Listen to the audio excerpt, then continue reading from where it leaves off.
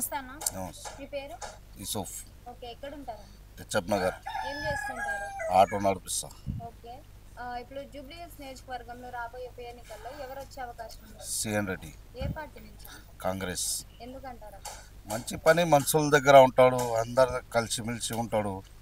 ఇక్కడ ఉండేటోళ్ళకు చూసి చేస్తాడు కదా, దాని గురించి సిఎన్ రెడ్డి అన్న రావాలి అని ఉన్నాయి అందరు. ఓకే. ఓకే.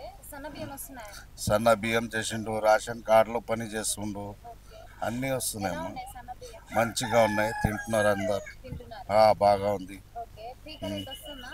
ఫ్రీ కరెంట్ కూడా ఉన్నాయి. ముందు ఎంత కరెంట్ బిల్ వస్తుందా? ముందు వస్తుంటే 500, 300 అట్లా వస్తుంటే, ఇప్పుడు అది కూడా లేదు, మాకు ఫ్రీగానే ఉంది మొత్తం. ఓకే. మహిళలకి ఫ్రీ బస్ పెట్టారు కదా, మీ ఇంట్లో వాళ్ళు వెళ్ళేసి వస్తున్నారా? వస్తారు, పోతూ ఉంటారు, ఎప్పుడుగానా ఇంటిలోనే ఉంటారు కదా మా వాళ్ళు అందరు. వస్తారు, వెళ్ళినప్పుడు అయితే వాళ్ళకి బాగానే ఉంటుంది. ఇప్పుడు ఏమంటే మనకు ఎప్పుడు పోయినా మంచిగా వాళ్ళకు కూడా ఓపిక పడి పోయి వస్తారు. ఓకే. రేవంత్ రెడ్డి గారి పరిపాలన ఎలా ఉంది? మంచిగా ఉంది. ఓకే. మళ్ళీ కూడా రేవంత్ రెడ్డి గారే కావాలంటారా? కావాలి ఆయన ఎందుకన్నా? మంచి పనులు చేస్తుండు కదా, కావాలి కదా, ఇంకా చేస్తాడు కూడా.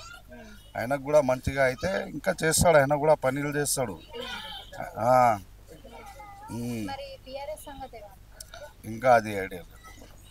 Subscribe us and press the bell icon for more interesting updates.